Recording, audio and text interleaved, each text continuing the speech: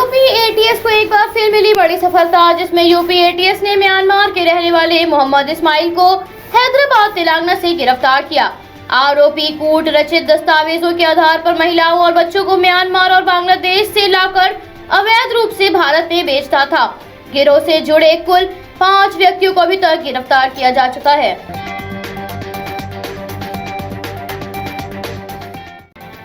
राजधानी लखनऊ में pressure horn और तेज आवाज वाले साइलेंसर को लेकर हजरतगंज चौराहे पर आरटीओ ने अभियान चलाया, जिसमें कार और बुलेट में प्रेशर हॉर्न और मॉडिफाइड साइलेंसर को लेकर कार और बाइक चालकों का चालान काटा गया।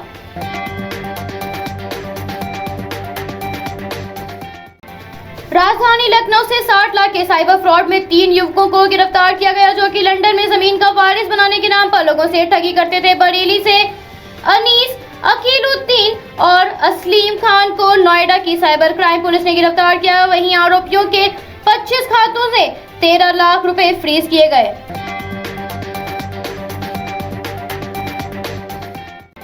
राजीव गांधी खेल रत्न पुरस्कार का नाम बदले जाने पर कांग्रेस नेता दिग्विजय सिंह ने कहा, मुझे आश्चर्य नहीं हुआ, क्योंकि सरदार पटेल स्टेडियम का नाम बदलकर नरेंद्र मोदी स्टेडियम किया गया था, तो हमें उम्मीद थी कि वो इसका नाम भी नरेंद्र मोदी के नाम से करेंगे।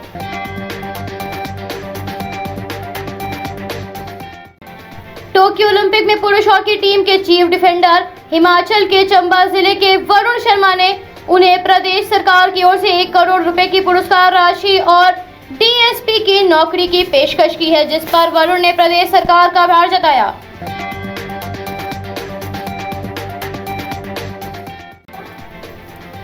दिल्ली में पिछले 24 घंटों में कोविड-19 के 44 मामले सामने आए। इस दौरान 5 मरीजों की मौत हुई है।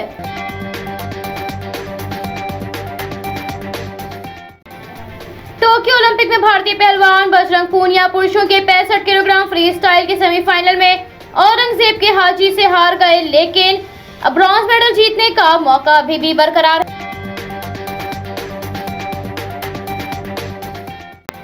नासा के हबल टेलीस्कोप ने गैलेक्सी के कई राज खोले, जिसमें सोशल मीडिया पर इससे जुड़ी तस्वीरें देखने को मिल रही हैं, जिसमें गैलेक्सी के बारे में विभिन्न प्रकार की ध्वनि और रोशनी के बारे में पता चला।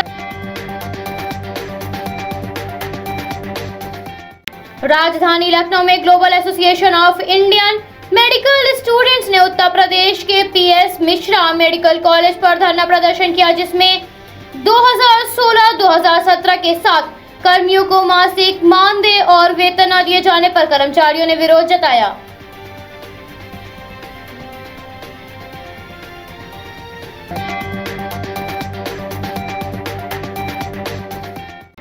हरियाणा के मुख्यमंत्री ने कहा, बजरंग पूनिया सेमीफाइनल नहीं जीत पाए तो क्या हम आशा करते हैं वो ब्रॉन्ज मेडल जरूर जीतेंगे। मैं शुभकामनाएं देता हूं और हम सभी खिलाड़ियों का वापस आने पर सम्मान करेंगे।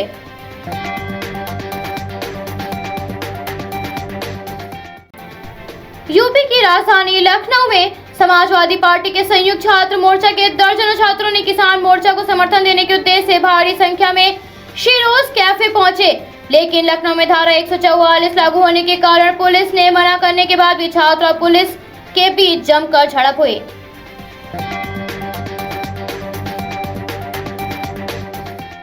लोजपा नेता चिराग पासवान द्वारा निकाली गई आशीर्वाद यात्रा में तुर्की चौक जिला मुजफ्फरनगर में जनता द्वारा उनका जोरदार स्वागत किया गया।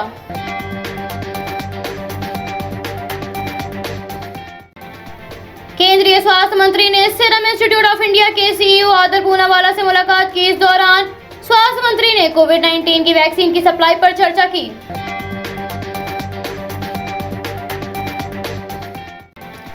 पाकिस्तान के पंजाब में स्थित मंदिर में तोड़फोड़ की घटना सामने आई, जिसमें भोड़ बाजार निर्मित गणेश मंदिर में तोड़फोड़ के कार्य प्रति गंभीर ध्यानाकर्षण होने की जानकारी दी गई, जिसके बाद पाकिस्तान सरकार को सनातन धर्म महासंघ ने सचेत करते हुए कहा, मंदिर में हुई उक्त घटना की निष्पक्ष छानबीन कर दोषियों पर कार्रवाई की जाए।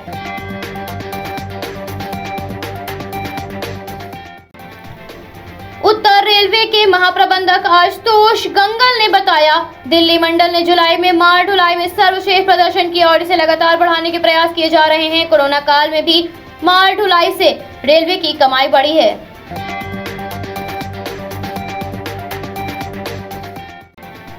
टीएमसी नेता का काकोली घोष ने कहा, क्या हम एक तंत्र की ओर बढ़ रहे हैं?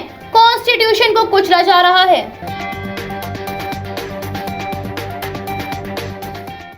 अमेरिका ने ईरान के साथ परमाणु डील को लेकर कहा, इस डील पर वार्ता को लंबे समय तक रोका नहीं जा सकता, इसलिए ईरान को इस पर वापस आना चाहिए।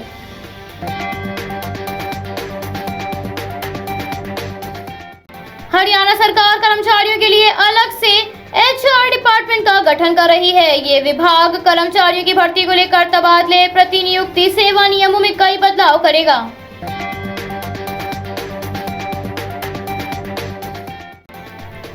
उत्तर प्रदेश के मुख्यमंत्री ने कहा, इस समय हमें कोविड-19 की तीसरी लहर की तैयारियों जैसे मुद्दों पर ध्यान देना चाहिए, लेकिन पेगासस जैसे गैर जरूरी मुद्दों को लेकर सत्र में विघ्न डाला जा रहा है।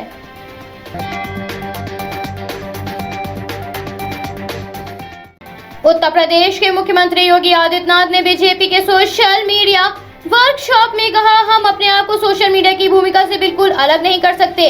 ये आजकल के समय में अहम हिस्सा बन चुका है।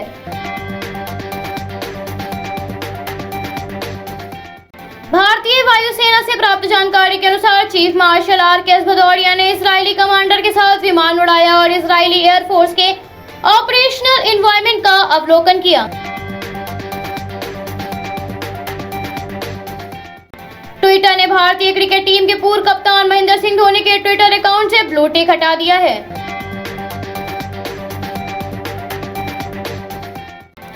कर्नाटक के मुख्यमंत्री ने NCP चीफ शरद पवार से मुलाकात की।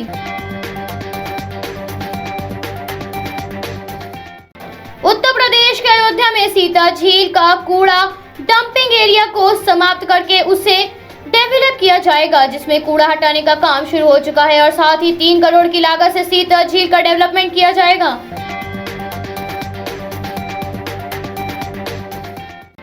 उत्तर प्रदेश के प्रयागराज संगम में लगातार गंगा और यमुना नदियों का जल स्तर बढ़ रहा है, जिसमें बीते दिन फाफामऊ में गंगा नदी का जल स्तर बढ़कर 83.08 मीटर दर्ज किया गया।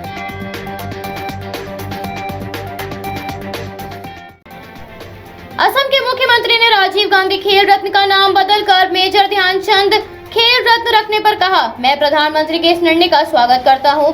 मुझे नहीं लगता इसका कोई विरोध होना चाहिए। जब किसी खिलाड़ी को एक लेजेंड के नाम पर पुरस्कार दिया जाता है तो उससे हमेशा ही सम्मानित महसूस होता है।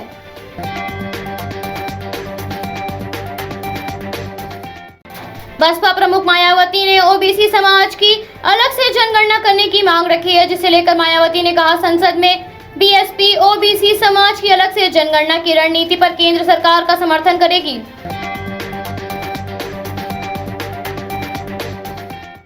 हिमाचल प्रदेश के मुख्यमंत्री ने कहा, लंबे समय से कोविड-19 के कारण बुनकरों और कारीगरों ने बहुत से उत्पाद बनाकर रखे हैं, लेकिन बाजार बंद होने से उनकी मार्केटिंग नहीं हो पा रही थी। उनके पास स्टॉक बहुत ज्यादा हो गया है, इसलिए छोटे उत्पादकों की मार्केटिंग के लिए फ्लिपकार्ट का MOU के साथ प्रवेश किया गया है।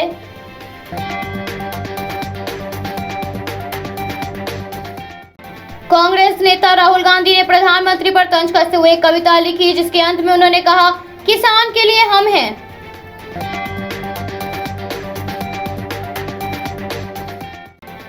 राजस्थान के झालावाड़ में बाढ़ जैसे हालात बन गए हैं, जिससे घरों और दुकानों तक पानी भर गया है। वहीं बाढ़ के कारण कई रास्ते बंद हो गए हैं, जिस कारण लोगों के रहने खाने पीने की समस्या उत्पन्न हो गई है।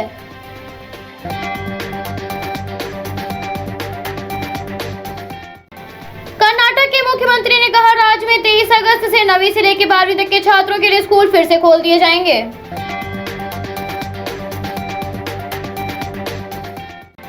राजधानी लखनऊ के जिलाधिकारी अभिषेक प्रकाश ने ठाकुरगंज के TB अस्पताल में अचानक निरीक्षण किया। इस दौरान जिला अधिकारी ने अस्पताल पहुंचकर व्यवस्थाओं का जायजा लिया और साथ ही ऑक्सीजन प्लांट स्थापना की प्रगति की भी समीक्षा की।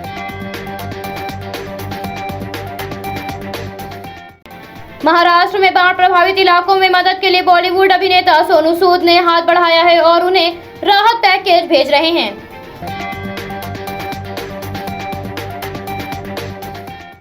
मध्य प्रदेश के भिंड और नीमच में 50 से ज्यादा गांव पानी में डूब चुके हैं, जिसमें बाढ़ प्रभावित लोगों में से करीब 6000 लोगों का अभी तक रेस्क्यू किया गया है।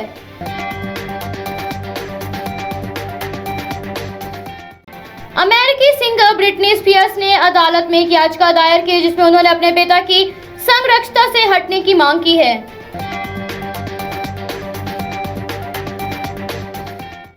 अफगानिस्तान में तालिबानी आतंकियों की हिंसा बढ़ती जा रही है, जिसमें तालिबानी आतंकियों ने अफगानिस्तान में सरकारी मीडिया विभाग के प्रमुख की हत्या कर दी, जिसके बाद से हर जगह खौफ का माहौल।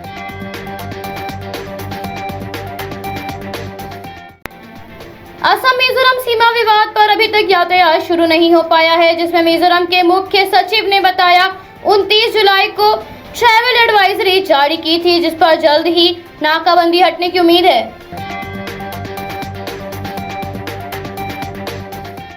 मुख्यमंत्री शिवराज सिंह चौहान ने मध्य प्रदेश में सहकारिता आंदोलन, नई ऊर्जा, नई शक्ति और नई क्षितिज कार्यक्रम में अपनी उपस्थिति दर्ज कराई।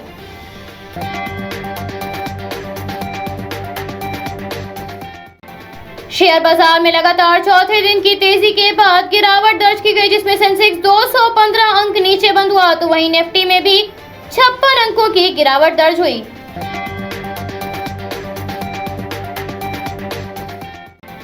केंद्रीय गृह मंत्री ने कहा, मुझे पूर्ण विश्वास है कि मेजर ध्यानचंद खेल रत्न पुरस्कार देश के हर खिलाड़ी को हॉकी के जादूगर ध्यानचंद के राष्ट्र के प्रति समर्पण, उसका मान बढ़ाने के उनके संकल्प और उनकी ऐतिहासिक उपलब्धियों से प्रेरित कर विश्व खेल जगत में तिरंगे को और शिखर तक ले जाएगा।